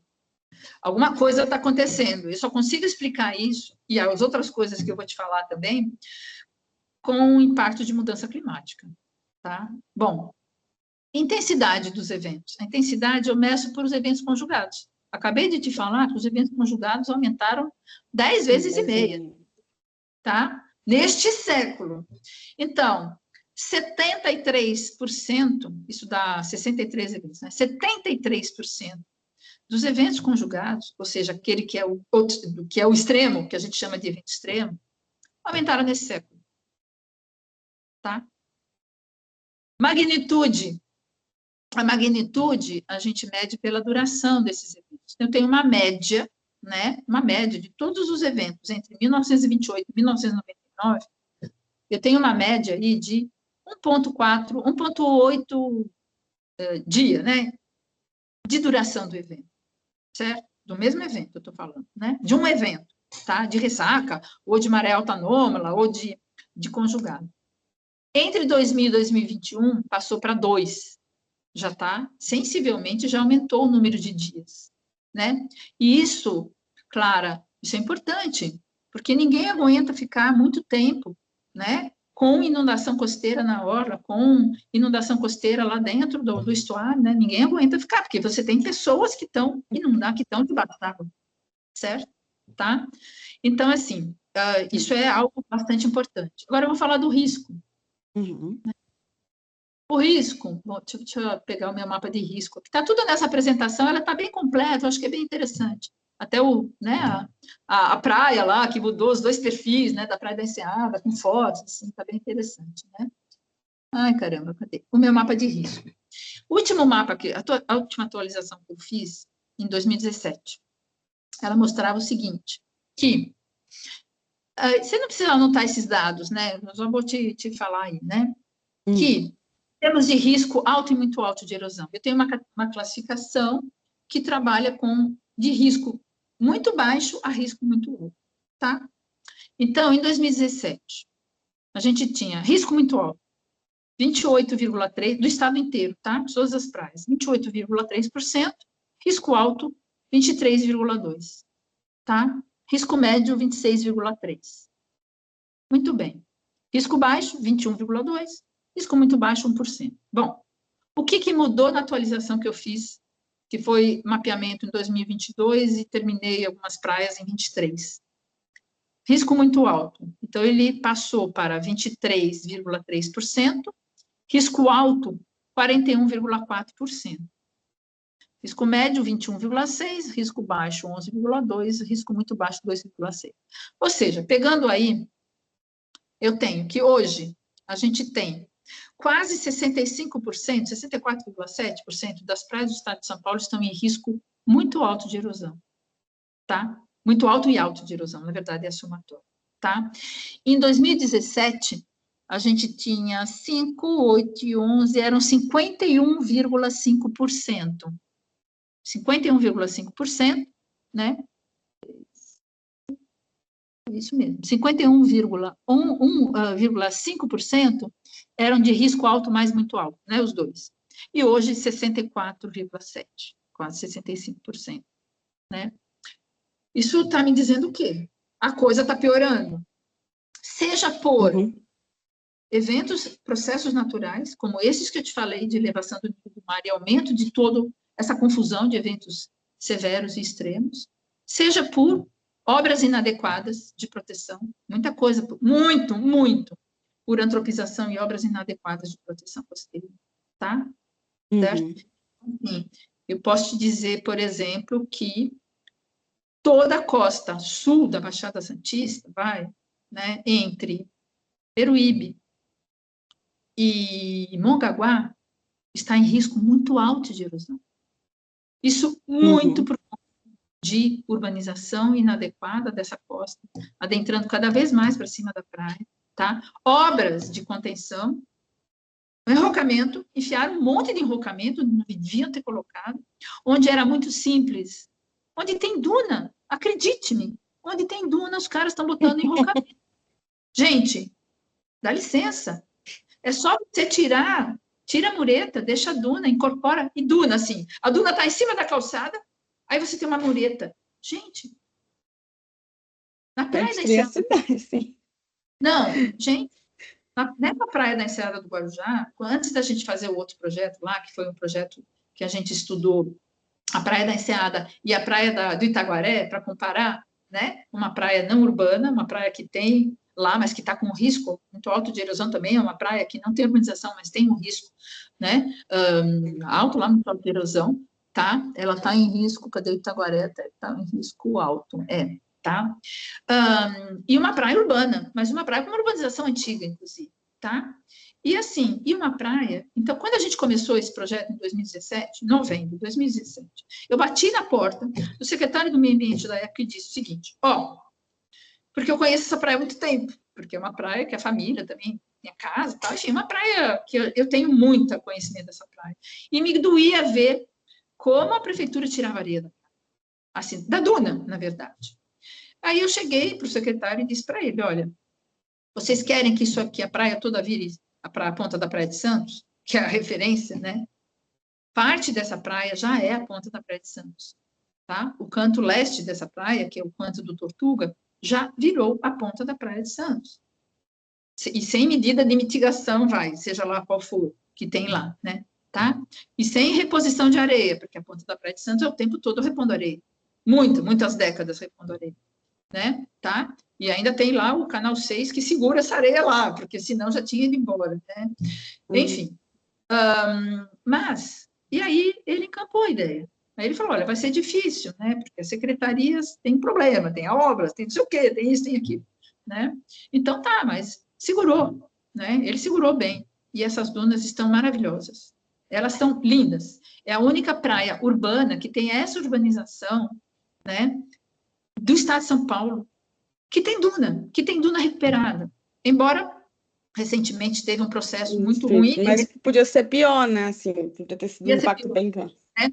E assim, o impacto disso foi interessante, porque pessoas até têm me falado que tem casa nesse trecho que a praia recuperou a duna, recentemente, né, o cara falou assim, nossa, depois que essa duna foi recuperada, ele nem sabia que eu estava envolvida nisso, né?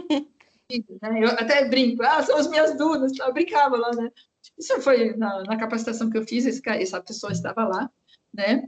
E ele disse, nossa, nunca mais entrou água na minha casa. Casa dele, que ele mora na orla, né? E entrava. E entra, hoje em dia, entra lá no canto, porque o canto já não consegue mais fazer duna. Quando é que uma praia perde a capacidade de fazer duna? Quando ela entra numa erosão crônica. E é justamente isso que a gente tem que evitar, que a praia saia minimamente aí do estado médio de erosão e pule para um estado alto de erosão, ou um estado muito alto de risco, rapidamente, como tem acontecido, né? Então, isto é uma medida de adaptação. Mas tem praia, Clara, que não dá mais para você fazer só duna, porque não vai segurar. E quando é que uma praia faz duna? E assim, é muito fácil esse conceito. Um dos indicadores de erosão costeira que eu tenho, crônica, né, que eu coloco lá no mapa de risco, é o primeiro, inclusive, é pós-praia mais estreita do que os tirãos. O que eu estou fazendo? Pós-praia é a parte de areia que fica a maior parte do tempo seca, tá? E os tirãos, o que é? É a praia, é a parte da praia que fica oscilando a maré, né? Ela, quando tiver a maré de exige, ela vai subir mais, mas ela fica ali, ela tem uma faixa ali de acomodação ali, tá?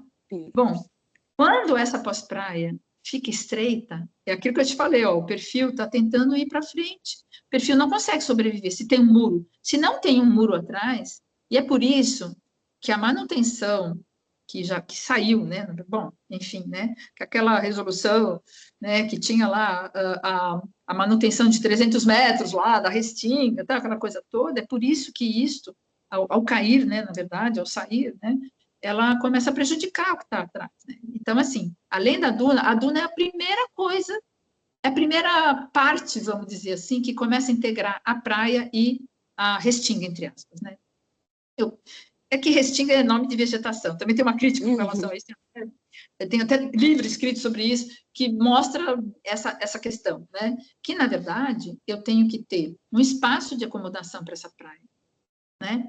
Então, se ela não tiver espaço de acomodação, se ela não tiver uma duna para proteger, se ela não tiver um ambiente de proteção, uma zona de amortecimento, né? Vai sumir mesmo, porque o nível do mar está subindo.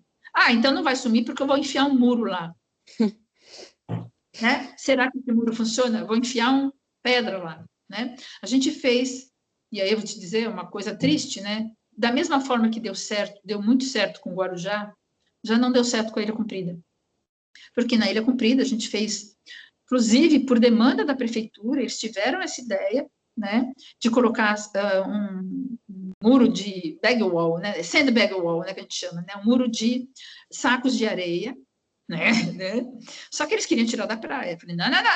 Então, a APA Marinha entrou em contato com a gente, né? E a gestora da APA Marinha, na época, entrou em contato com a gente. Célia, ajuda aqui, porque a prefeitura quer fazer isso. Eu falei, ótimo, é uma medida muito boa. Por quê?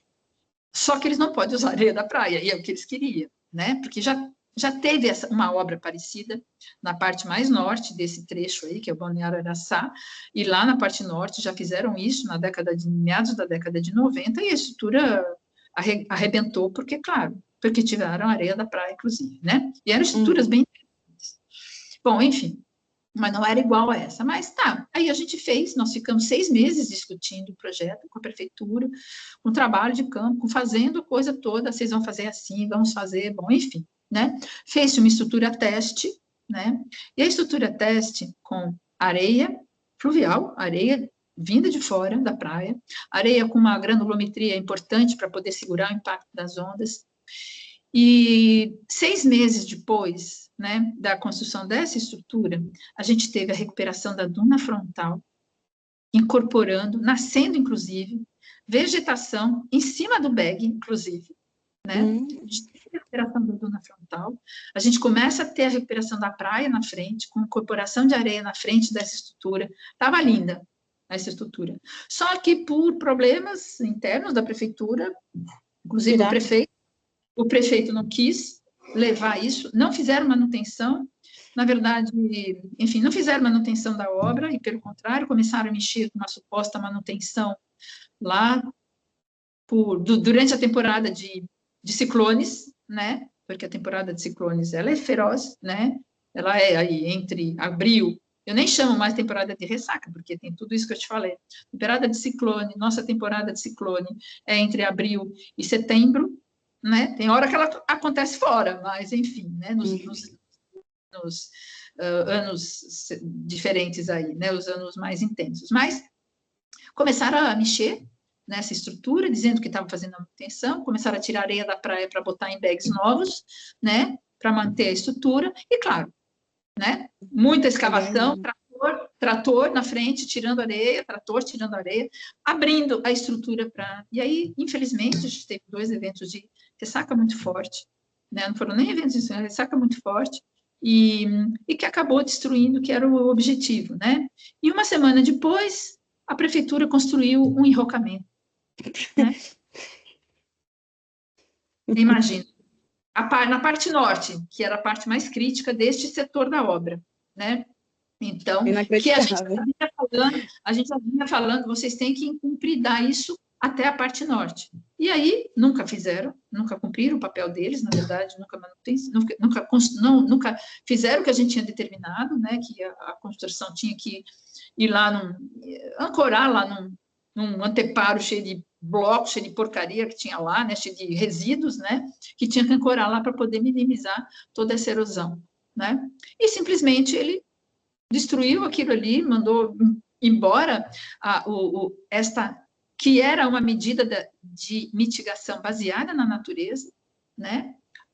Muito importante, muito interessante, estava dando certo, né? Vai ver que é por isso que resolveu tirar, né? Porque estava dando certo? E aí construiu enrocamento, né? E esse enrocamento agora, ele levou aquela erosão, que a gente estava monitorando a erosão, ele levou aquela erosão que estava mais severa ali, para quase 1 quilômetro para sul, né? Certo? E ainda, ele está dizendo... A gente sabe que essas coisas acontecem. Inclusive, casualmente, ele saiu da prefeitura, ele foi um processo. Casualmente agora, semana passada, né? Enfim, isso não vem ao caso, mas para mim foi assim, foi uma coisa que na contramão de tudo que a gente vê no mundo, porque o mundo, ninguém mais está fazendo enrocamento. Por quê? Porque quem fez enrocamento, há décadas atrás, enrocamento ou espigões, está vendo os impactos. A praia não se recupera, a praia só piora. E claro, quem vive de praia, vive de turismo. Né? Pesca, turismo. Pesca, claro, pesca é super importante. Eu estou deixando assim, né? Mas deve que é um conjunto, né? Claro, né? Então, assim, essa cadeia, né, toda, né, a cadeia de pesca, cadeia pesqueira, a gente tem municípios muito fortes nisso, né? E tudo isso impacta, né? Essa questão de eventos extremos, de elevação do nível do mar, impacta isso. Eu só vou te dar uma coisinha, porque eu também estudei isso um pouco, assim, que a gente teve um projeto que trabalhou com o monitoramento de costões rochosos, né, em Ubatuba, né, isso para entender essa zonação de costão rochoso, né, e com o nível do mar subindo, a gente tem indicadores de que esse nível do mar subindo, você começa a afetar toda a zonação dos organismos, isso faz, e ali a gente está com quem? Com toda a cadeia primária, porque muitos vão se alimentar no costão rochoso, nessas comunidades de costão rochoso, além da questão de poluição, tal, né? Mas a gente tem isso mesmo, né? Tem impactos. Quando você tem esses eventos severos, eles acabam com toda a zonação, na verdade, eles destroem, né? Muito daquilo que está nos costões. Mas isso é uma coisa normal, claro. É normal, os costões, eles são para isso mesmo, só que se você fica, né, batendo muito, e se isso aumenta muito de magnitude, intensidade, frequência, os costões não têm tempo de se recompor, né, tá, também. Então, e aí eu também levo isso para a maricultura, na parte externa, né, maricultura nas baías, o litoral norte está cheio, né, Botumirim, enfim, tem vários, né, em Ubatuba, principalmente, alguma coisa em Caraguá, né, maricultura, pesca de camarão, tudo isso influencia também, né, sim, porque... Né? Então, a gente está falando, assim como no litoral sul, também, né? Que a gente também tem muito camarão, muito, né? Frutos, né? Muita pesca interior também, né? E aí, eu vou dar um outro exemplo, né? Que eu acho que é legal, tá? De um exemplo que aconteceu de um evento de erosão, que aconteceu, não sei se você chegou a ver isso, com 2 comunidades, na verdade, da abertura da Enseada da Baleia, isso aconteceu em 2000. É bem interessante, foi lá na Ilha do Cardoso, que é uma unidade de conservação integral, né? E aí, o que aconteceu ali? A gente tem a Ilha do Cardoso, a parte sul, que é Ararapira, é uma praia que é um esporão arenoso, né? Que ancorada no embasamento, tem ali uma rocha ali no embasamento, e aí você tem um cordão arenoso largo, né? Que foi ancorando nisso, foi crescendo para sul, né? E a parte sul, onde desembocava, né? E aí, o que tem atrás desse cordão arenoso? É como não é uma ilha-barreira, mas é uma barreira arenosa, né? O que tem atrás ali? A gente tem uma laguna, né? Tá?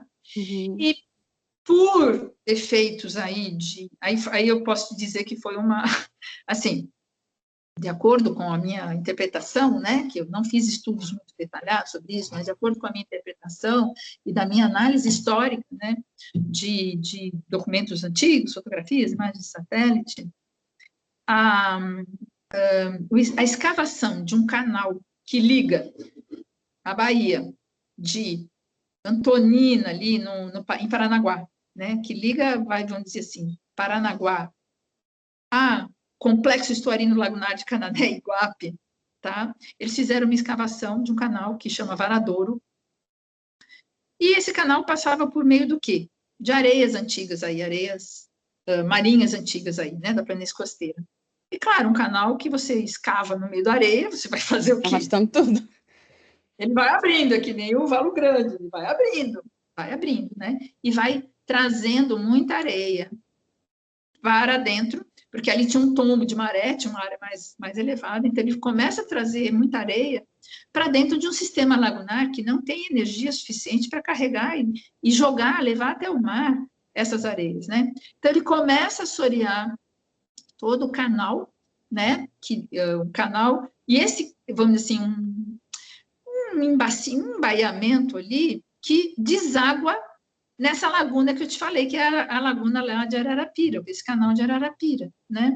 Então, isso começa a trazer muito sedimento, inclusive começou a causar, teve um lado bom, que foi a construção de manguezal, porque esse muito sedimento, o que a maré vai fazendo ali, né? Quem trabalha ali é maré, né? E onda gerada por vento, né? Ali dentro desse ambiente, né? Então, ele começou a gerar, vamos dizer assim, manguezal, e esse manguezal, ele começa a fazer o quê? Empurrar o canal para cima do outro lado.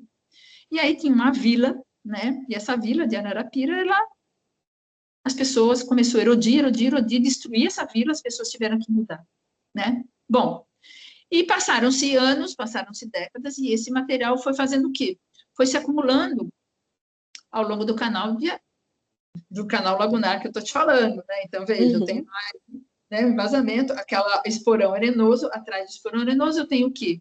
Eu tenho esse esporão arenoso, isso é muito, assim, do ponto de vista geológico, a construção dele foi bem recente, 2.000 anos, mais ou menos, 2.500 anos para cá, né? Então, assim, o que a gente tinha do lado de lá? A gente tinha, e a gente vê isso, né, bem claramente, você tinha uma escarpa, né? Quando esse canal foi sendo construído, ele foi, porque o cordão foi se encumpridando e formando esse canal. Isso é uma coisa natural da evolução de uma linha de costa, né? Então, é aí que a gente chama de restinga mesmo, do ponto de vista geológico. Eu ia até perguntar se era necessariamente uma restinga, que me lembrou muito a restinga da Marambá, acho que é a restinga da Marambá, que é no Rio de Janeiro. Isso aí, perfeito. Restinga da Marambá é perfeito, né? É exatamente isso. Só que ela é um pouquinho mais larga em partes, né? Porque a restinga é bem fininha e está lá com o nível do mar, ela está sobrevivendo, né? Mas é assim, Restinga da Marambá, imagina isso. Um pouco mais larga, e aí foram se instalando comunidades caiçaras ao longo desse esporão, né? Então, a gente tem o Marujá, depois a gente tem, enfim, algumas outras comunidades menores, e a gente tinha mais para sul, né? 3 comunidades. A Enseada da Baleia, né? Na verdade, ao norte, Vila Rápida, e ao sul, Enseada da Baleia, 2 comunidades tradicionais, né? E mais para o sul, lá na desembocadura, o Pontal, o pessoal do Pontal. Do lado, vamos dizer assim, do lado continental, é Paraná, tá? E do lado de cá, do lado do canal, do meio a divisa passando no meio do canal, né? Do lado de cá é São Paulo. Então, é bem na borda, a gente está bem na divisa com o Paraná. Bem, E o que esse sedimento todo foi fazendo nessa borda desse canal? Foi criando bancos que viraram manguezal. Então, começou a criar bancos daquele lado, do lado encostado, e bancos deste lado. Só que é assim, o manguezal que foi se desenvolvendo ancorado no continente, começou a empurrar esse canal para cima desse esporão arenoso. Quando começa a ancorar, porque ali, o que devia formar dos dois lados? O manguezal, e realmente antes tinha manguezal, foi se formando. Só que o manguezal do outro lado foi crescendo de uma tal forma, está associado com essa dinâmica desse canal aí, tá? Sim. Foi crescendo de uma tal forma que foi empurrando este canal para cima do esporão arenoso, foi erodindo o esporão arenoso, né? Então, no caso, comunidade, Vila Rápida, Enseada da Baleia. Por que Enseada? Por que Enseada? Porque começou a formar uma área convexa. Uma baiazinha, né? Uma baiazinha, né? Um embaiamento, a gente chama de um embaiamento, né? E esse embaiamento foi erodindo a vila da Enseada da Baleia, que chama Enseada. Então, veja, é uma coisa antiga isso, né? Só que ele veio vindo. E do lado do mar? Do lado do mar, a praia, ora engordava, ora erodia, ora engordava, ora erodia. Dinâmica dessa praia, tá? Sem entrar muito, só que do lado insular, do lado lá do canal, só ia aumentando. E aumentando, foi aumentando por conta de várias coisas. Da própria antropização, de construção de estrutura náutica, de ondas provocadas por embarcação, né? Muito sério.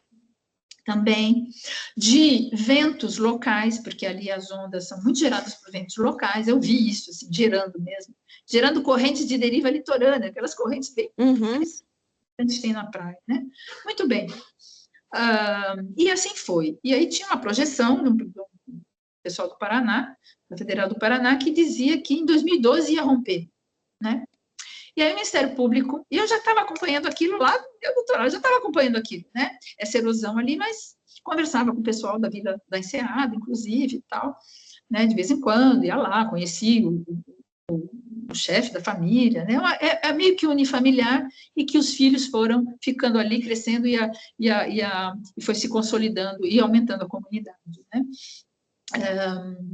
E aí, esse pessoal, aí eles estavam, claro, preocupados. E o Ministério Público acionou o Estado, na verdade, bom, vocês têm que fazer alguma coisa aí, né? Tanto o pessoal da gestão da unidade, né, que ali é o Parque Estadual da Ilha do Cardoso, que é o pessoal da Fundação Florestal, que faz a gerência, faz a gestão, e aí o pessoal me chamou, Célia, vamos tentar resolver esse problema, tal, o que fazer? Nada. Bom, primeiro, aí eu fiz os meus estudos lá e falei, bom, primeiro, o que a gente vai fazer? Vou estudar o que está acontecendo com a praia e o que está acontecendo com a laguna, né? Qual é essa taxa, né? Já tinha o pessoal da Fundação Florestal, um colega, geólogo, inclusive, eu sou geóloga, né? Que estava fazendo um monitoramento, começou a fazer um monitoramento lá desde 2007 e tal, né? Então, eu peguei os dados dele, a gente melhorou o monitoramento, na verdade, a gente estabeleceu marcos, né? Alguns marcos importantes com relação, por conta da geomorfologia desse cordão. E aí, eu, pelo menos, tranquilizei o pessoal, falei, olha, os meus estudos estão mostrando que essa praia não vai romper, isso foi em 2011, né? E olha o desespero do pessoal, que ia romper em 2012. Falei, olha, meus estudos estão dizendo que a praia cresceu, né? Então, a praia cresceu, então significa que está numa fase construtiva. E cresceu, assim, em 2 cordões, porque a praia vai formando cordão duna, né? E vai alastrando, ela vai progradando para o mar. Então, eu falei, calma, né? Não precisa sair, porque ela não vai, né? Mas vamos acompanhar, vamos monitorar, e a gente estabeleceu alguns marcos, né? Estabeleci um marco, um dos marcos que eu estabeleci, que era meio que um cordão mais antigo, que estava ali, né? Eu mapeei lá, enfim, né? Que estava lá no esporão. Falei, olha, quando chegar aqui, é hora de sair, né? Mas vamos preparar essa saída antes, né? E a gente foi estabelecendo, fiz até alguns cálculos, né? Mas é uma coisa que você é aberto, né? A taxa de erosão da laguna, ela estava bem constante, ela estava bem temporal, né? E ela estava bem constante. Mas a outra taxa estava assim, indo e voltando. Mas tá bem, falei, vamos ver o que vai acontecer com os eventos extremos, né? Tanto lá dentro quanto aqui, né? Quanto na praia. E aí rompeu em 2016, na verdade. 2016 chegou naquele ponto, que era tinha uma margem de segurança, né? Que é o nosso marco de referência lá de um cordão, né? Cordão de C2. Uhum. E aí eu disse, agora é hora da gente se preocupar para sair e tal. Bom, porque já tinha começou a erodir um cordão lá na praia. Eu falei, opa, né? Então, eu tinha uma margem de segurança até chegar porque a vila estava perto da laguna, e aí foi. E eles tiveram tempo. A comunidade ao sul teve tempo de sair na Enseada da Baleia. Aí eles pediram para ficar lá na ilha, no Esporão mesmo, né? A gente conseguiu um lugar para eles, a gente estudou esse lugar também, né? Era o melhor lugar para eles ficarem, eles ficaram, enfim, embora sabiam que iam ter o risco, e a gente apresentou esse risco, né? Por quê? Porque também eles ficaram ao norte de um embaiamento, que a partir do momento que rompesse esse embaiamento ao sul, né, que mudasse essa desembocadura, porque o rompimento dessa faixa de areia, o que é mudar a desembocadura, né? Ela começa a exercer pressão aí nesse embaiamento aí. Embaiamento do Milão aí, né? Tá? Que está ao sul deles. Eu falei, vocês querem mudar? Bem claramente, esse é um risco que vocês vão ter. Claro que é um risco de menor período, mas assim, de um período moderado, médio aí de tempo. Mas vocês vão, porque vai começar a pressionar lá, né? Bom, enfim, essa comunidade da Enseada da Baleia, eles se reestruturaram lá, fizeram tudo. Eles conseguiram mudar para esse novo lugar. E 2 anos antes, então eles mudaram, tiveram muito tempo, porque o rompimento aconteceu em setembro de 2018. Né? E o pessoal do norte, da comunidade do norte, não quis sair. Até o momento, eles não acreditavam. Eu conversei com eles não acreditavam que fosse abrir e não acreditavam que eles fossem erodir. E ali eles estão ao norte, ou seja, todas as ondas de sul vão arregaçar direto, né? Que tiveram que sair na urgência. Né? Então, veja, assim, isso é uma outra história, né? Que a gente não tinha o que fazer ali, não tinha o que fazer, né?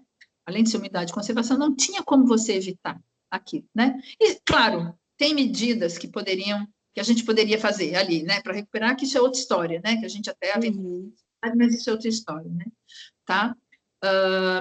É isso, assim, né, que eu acho que é interessante a gente tá passando para você, eu já te dei todos os instrumentos que a gente tem. Nossa, são muitas informações que eu vou ter que falar hoje.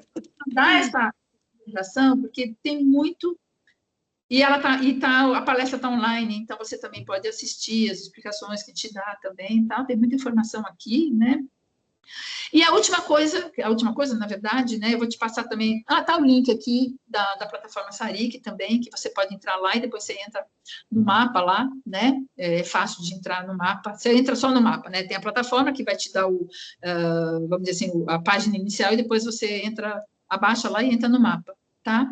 Que aí você vai ver as duas coisas no mapa, tanto o mapa de risco, e você entra, e você clica, e você vê as informações de cada. Dá para mexer, ele é bem fácil de mexer, qualquer coisa, depois você pode, se quiser entrar, né? Mas é uma coisa que está disponível, graças a Deus, está disponível online, as pessoas têm acesso a isso, né? E ao sistema de alerta. Sai daí, maninha. Sai daí. Desculpa, a cachorrinha comendo o fio da internet aqui. Bom, é triste. Aí você não vai entrar, aí você vai ter que sair. Ela cheirou, pegou o fio da internet e ia puxar. Não, agora eu vou ter que agir. Desculpa. Imagina isso. Então, acho que é isso que eu posso te dizer, né? E a gente tem trabalhado nessa coisa de medidas, pelo menos, não faça isso, não fazer aquilo. Né? Olha, não dá para fazer, não mexe aqui, isso aqui, deixa essa praia, deixa continuar, e está lá, a praia está recuperando, né? Então, assim, é importante diferenciar isso, os tipos de erosão que a gente tem, né? Se ela é crônica, se ela é aguda, isso é a primeira coisa. Identificar quem está causando essa erosão, né? Se é a rodovia, né? Que agora começa, se é essa obra, tira essa obra, deixa isso, recupera, né? Recupera, e assim, a bendita da vegetação de restinga, as hipomeias estão crescendo em cima do enrocamento. É uma coisa doida, lá no Massaguaçu. Por quê? Porque tem areia, a areia vai, o mar joga areia lá para cima, né? E ela começa a crescer. Então, assim, a gente tem que começar a perceber essas coisas, né? Tá? E, enfim, isso é que eu coloco aí. Eu acho que, de forma geral, eu falei para você tudo que o Estado está fazendo. Perfeito, Célia. Muito obrigada. Tá?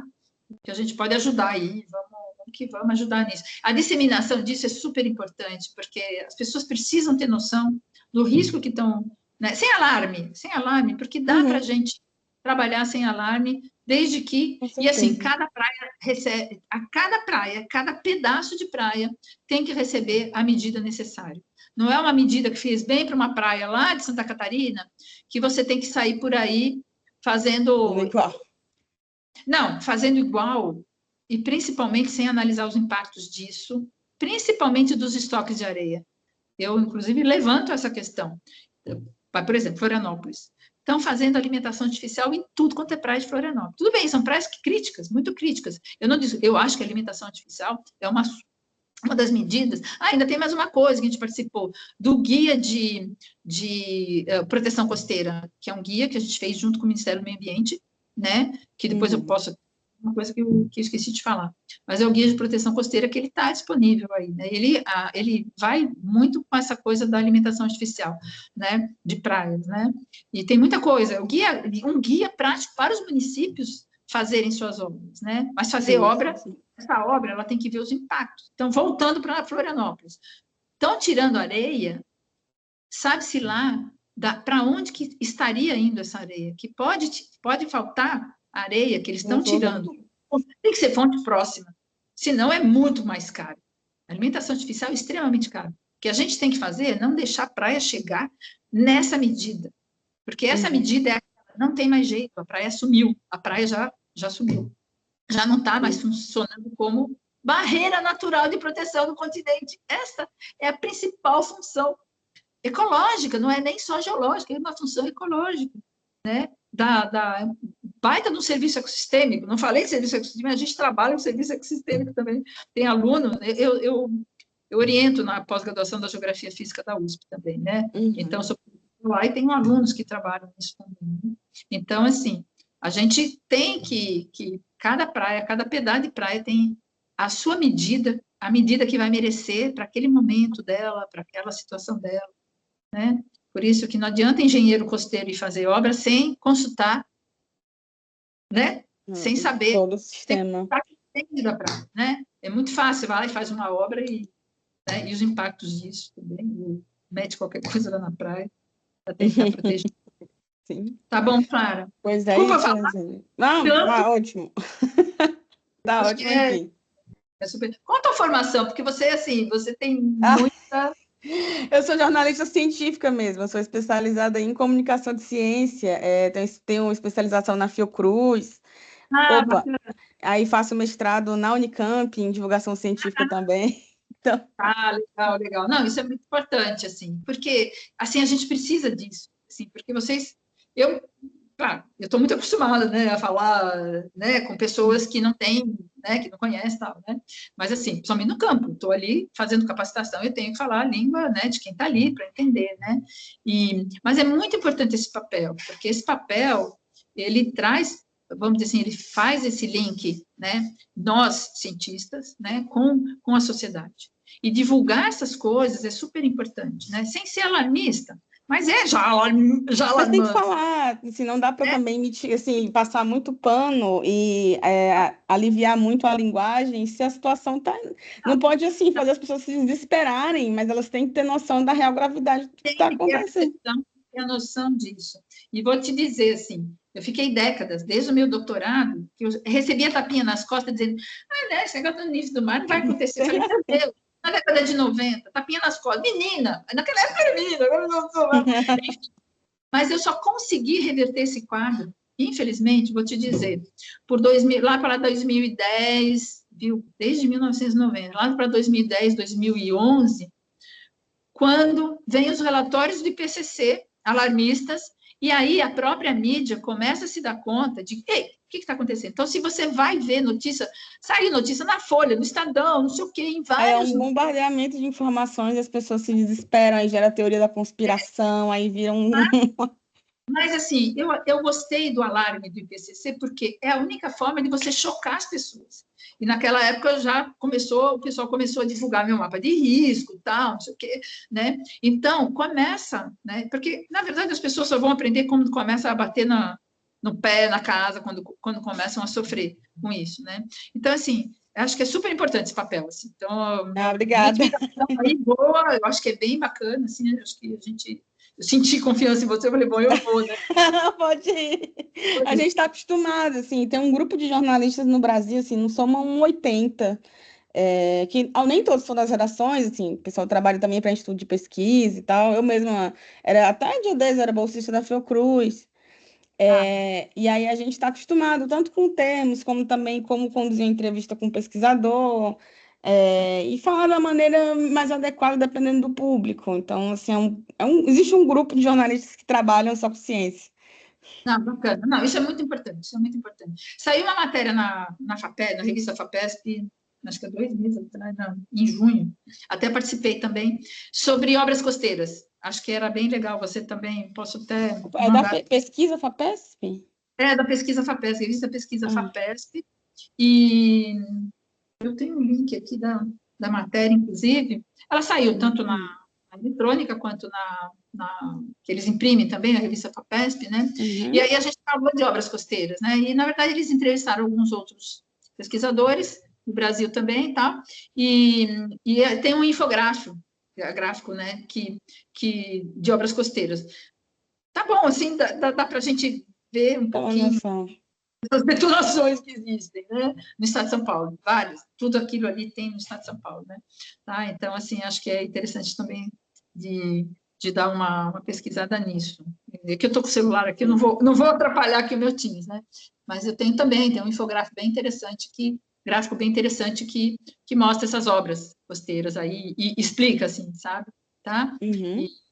Enfim, se perfeito. Eu vou até dar uma pesquisada também para a gente incrementar, porque a gente está fazendo infográficos com base no estudo do pessoal da Unifesp, e a gente pegou os dados deles, tabelados e tudo, e está fazendo um infográfico a partir das tabelas, mas o que puder ter de informação adicional, eu vou acrescentando tudo. Eu posso mandar o que eu tenho, que você vai olhar na palestra lá, posso te mandar isso também, você pode trabalhar também, eu te mando em Excel que eu tenho, assim, tal, enfim, ou a figura, enfim, né? Também estou acostumado, o pessoal pega os meus materiais, assim, e trabalha, né? Tá? Acho que o mapa de risco é uma coisa bacana, porque está trazendo... Entra na plataforma Sari, que você vai ver. Qualquer dúvida, você fala, olha, como é que eu faço aqui e tal. Que está bem lá, tem os layers lá, você clica no layer, você vai ver o mapa, você clica na praia, você tem muita informação dentro. Clica na praia e você vai ver também os perfis, tem lá perfis de monitoramento, as informações de cada perfil, né? Então, cada perfil tem os indicadores de erosão costeira que foram encontrados, aí tem a descrição dos indicadores de erosão costeira. Então, assim, dá para você trabalhar bastante essa plataforma, assim, né? Ali a parte de risco também e tal. Né? Perfeito.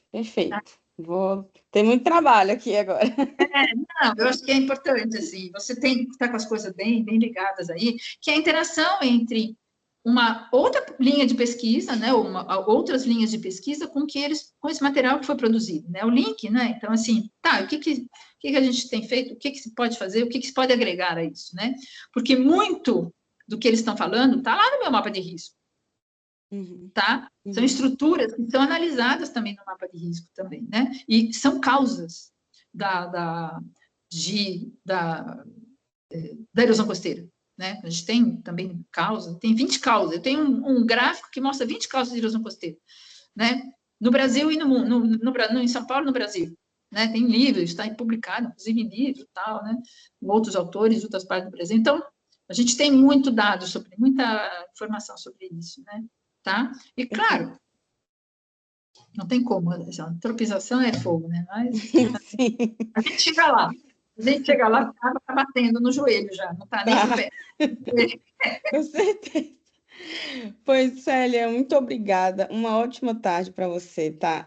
Vou ficar... Você tá com meu e-mail está aqui pelo chat, se você conseguir depois olhar no histórico, tá lá, se puder mandar. Pode também mandar para as meninas da comunicação, que a gente vai conversando. Tá bom. Clara, Oi. eu ia perguntar se você já tem um prazo para essa matéria ser publicada, só para ficar no nosso radar mesmo, a gente gostaria muito de acompanhar. Quero o link. Eu sempre mando o link, depois que publica, eu sempre mando. Eu particularmente não sei, tá, gente? Eu tô Aham, com um deadline curtinho, mas é com a minha edição. Eu acredito que sai essa semana. Mas certo. pode sair no começo da semana que vem. É porque realmente não fica comigo. Assim, eu mando, aí ele devolve o texto, pede mais coisa, e aí Sim, é um sim. processo. Mas eu não tenho certeza. Eu acho que é para essa semana, tá? Mas Certo. assim, não se preocupem que quando publica eu mando o link, eu sempre mando. Ah, perfeito. É só para a gente poder acompanhar. A gente quer muito acompanhar Tá essa bom, matéria. tá bom então. Mas muito Muito obrigada. obrigada, E gente. qualquer Obrigada dúvida também, pode Tamires. acionar a gente. Ô, Tamiris, acho que é interessante passar o meu contato para ela, porque às vezes ela está correndo numa coisa e não dá para passar por vocês, assim, né, tudo. Então, assim, isso é uma coisa, uma prática que a gente tem tido aí com vocês, né, da assessoria de imprensa aí da, da secretaria, Ah, né? perfeito. Pode Então, ser acho que pelo WhatsApp? sempre agiliza, tá? Ah, sim, Uhum, pode deixar. Eu vou compartilhar com ela também o contato. Tá tá ótimo. bom. Obrigada, viu, por Perfeito, me ouvir. pessoal. Imagina. Obrigada a você. Boa Tchau, tarde, tchau, gente. pessoal. Obrigada. Obrigada, Tamires. Tchau, tchau. Tchau, tchau.